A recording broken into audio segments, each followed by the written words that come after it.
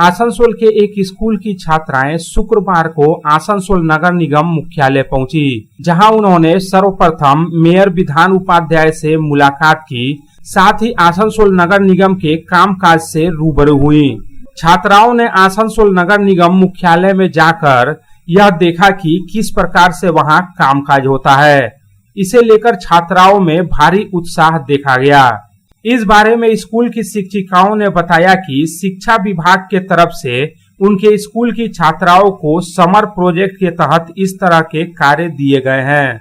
इसी कड़ी में शुक्रवार को छात्राओं ने आसनसोल नगर निगम में पहुंचकर वहां पहले मेयर विधान उपाध्याय से मुलाकात की और फिर आसनसोल नगर निगम के विभिन्न विभागों में किस तरह से कामकाज किया जाता है उसके बारे में छात्राओं ने जानकारी प्राप्त की। আমার ক্লাস 9 এর মেয়েদের নিয়ে যেটা পর্ষদ মধ্যশিক্ষা পর্ষদ দিয়ে দেওয়া শিক্ষা দপ্তরের কাছ থেকে সামার প্রজেক্ট হিসেবে দেওয়া মিউনিসিপ্যাল কর্পোরেশন ভিজিট করার ছিল, সেই প্রজেক্টটা রূপায়ণের জন্য এসেছি বাচ্চাদের নিয়ে।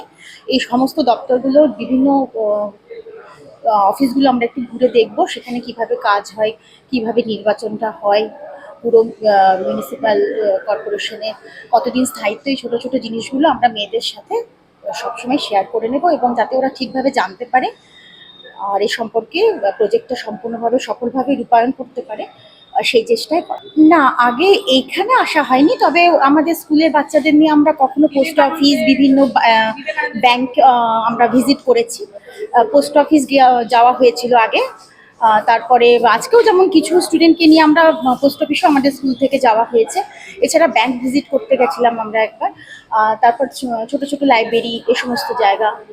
আবার আরও কিছু আছে যেখানে আমরা ওই বিভিন্ন স্মরণীয় যদি কোনো পুরনো সৌধ থাকে, স্মৃতিসৌধ বা ওই ধরনের সেখানেও আমরা যাই। ঐতিহাসিক স্থান বলতে গেলে সেই সমস্ত জায়গাও আমরা অনেক সময় ভিজিট করিয়ে বাচ্চাদেরকে এই সমস্ত ইনফরমেশনগুলো দিয়েছি।